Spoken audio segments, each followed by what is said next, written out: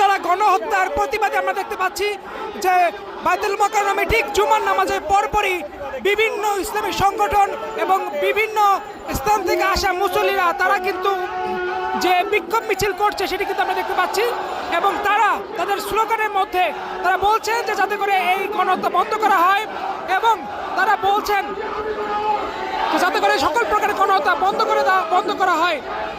এবং তাদের সকলের হাতে ফিলিস্তিনের পতাকা আমরা দেখতে পাচ্ছি, সাথে বিভিন্ন প্ল্যাকার্ড দেখতে পাচ্ছি যেখানে যেখানে জাতিসংঘ থেকে শুরু করে বিদেশি বিভিন্ন ব্যানার কিন্তু আমরা দেখতে পাচ্ছি এবং সকলের হাতে কিন্তু ফিলিস্তিনের পতাকা দেখতে পাচ্ছি এবং সকলেই কিন্তু বিভিন্নভাবে কিন্তু তারা স্লোগান দিচ্ছেন এবং স্লোগানের মধ্যে তারা আসলে সেটি ফোরানোর চেষ্টা করছে।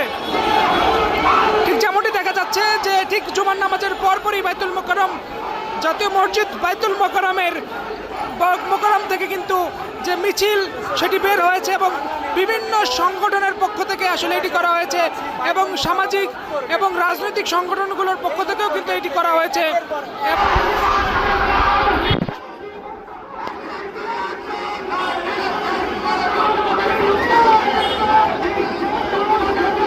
এবং আমরা সকলের হাতেই আমরা পতাকা দেখতে পাচ্ছি, বিশেষ করে বাংলাদেশের পতাকা এবং ফিলিস্তিনের পতাকা আমরা দেখতে পাচ্ছি।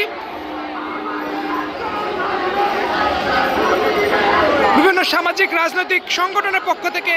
মিছিল বের করা হয়েছে এবং সেই মিছিলে কিন্তু অংশ নিয়েছে দেখতে পাচ্ছি হাজার হাজার মুসল্লি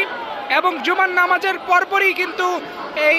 এই সংক্ষিপ্ত সমাবেশ করে বিভিন্ন সংগঠনের নেতাকর্মীরা এবং পরবর্তীতে তারা কিন্তু এই মিছিল বের করে। আমরা দেখতে পাচ্ছি যে এই মিছিলটি এই বাইতুল মোকাররমের সামনে থেকে বের হয়ে পল্টনের দিকে যাচ্ছে এবং এই মিছিলকে ঘিরে কিন্তু আমরা দেখতে পাচ্ছি যে এখানে সকলেই প্রতিবাদ জানাচ্ছে এই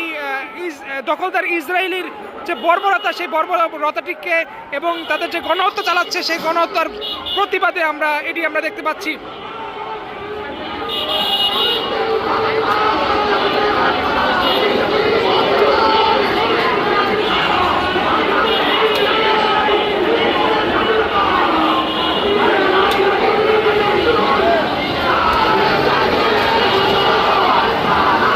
বাংলাদেশ জুড়ে কিন্তু এই প্রতিবাদ এবং